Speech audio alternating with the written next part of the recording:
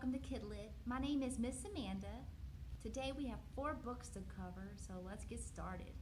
The first one is called The Light in the Lake, and it's by Sarah R. Baughman. This story starts off a young girl about the age of 12, Addie. Her brother Amos, they were twins. He passed away a few months prior, and he drowned in the lake, in Maple Lake, near their house, where they spent their whole life fishing, swimming, just everything there. And, well, he passed away, he fell through the ice, and she finds his journal, and she discovers that he discovered something in the lake.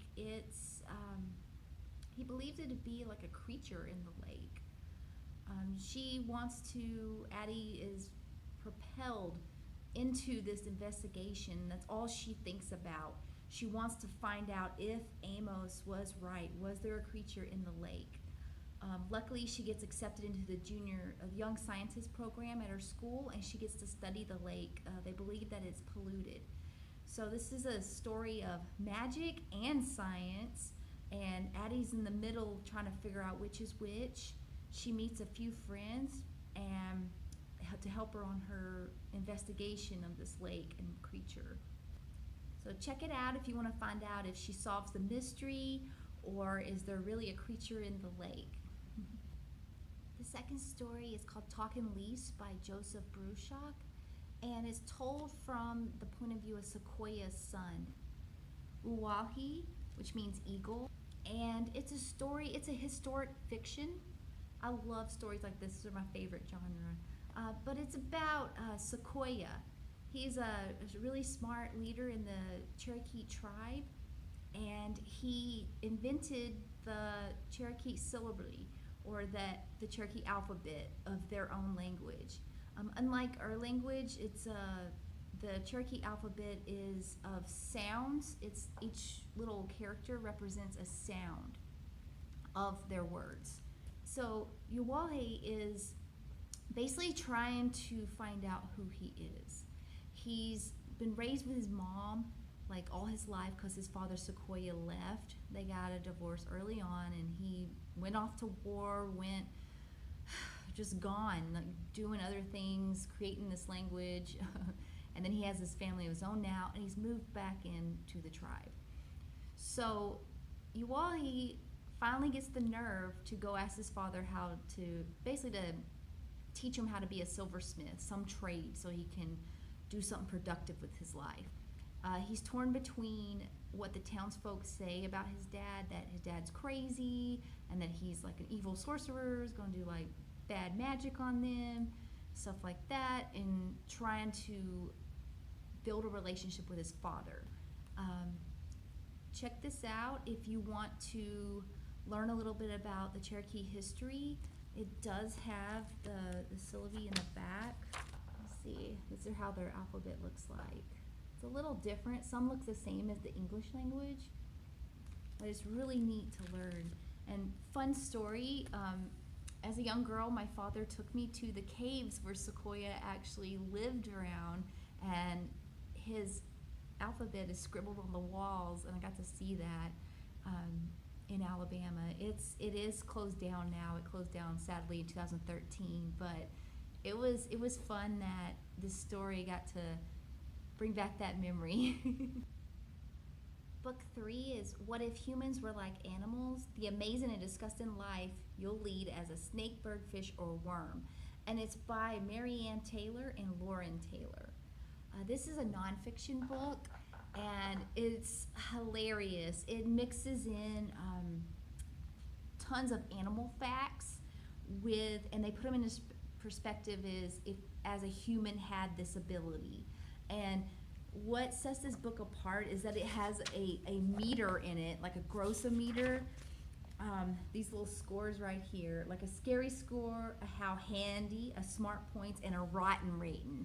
They're all right here, and it's each little fact is rated, 5 being the highest, 1 the lowest, like not that bad. But one of the funny things is, let's see, what if your eyeballs grew hair? Because honeybees have hairy eyeballs, and that tells them which way the wind is blowing so they know where to go. But it's just filled with little tidbits of animal. If you love animal trivia, animal knowledge, you might learn a thing or two. I know I did. Check out our nonfiction section for books like this.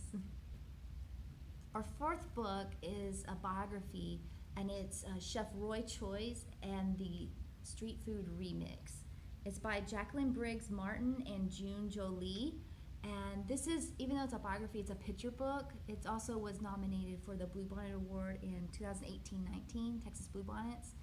And I love this chef. I watch a lot of cooking shows, but biographies, you can learn about anyone's life. It don't have to be a chef. It could be anyone you want to learn about. But so what I love about his life and this book is, let's start with the artwork. It's very colorful. It's very, it draws you into the story. The text is short but very informational. Roy Choi is a Korean American, and he grew up eating all this delicious Korean food.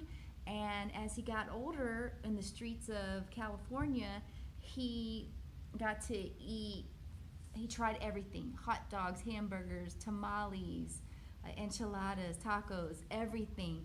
And he went to school and to be a chef, and then his friend decided that they wanted to start up a food truck.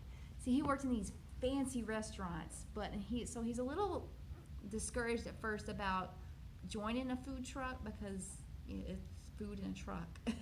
But he went along with it, and they made this really cool, it's called Koji, their truck. And they make, what they do is called fusion food. He mixes American favorites with a Korean twist.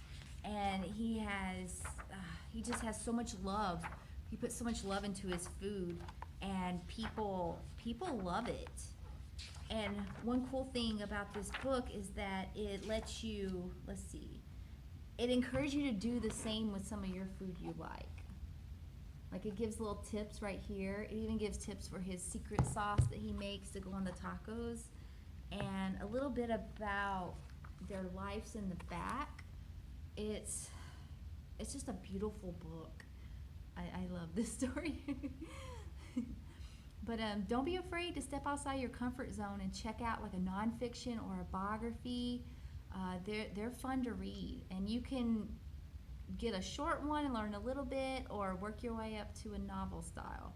Okay, and that's it for today's Kidlit. Tune in next month for some more great stories. Hopefully you'll find your next read. See you next time. Bye.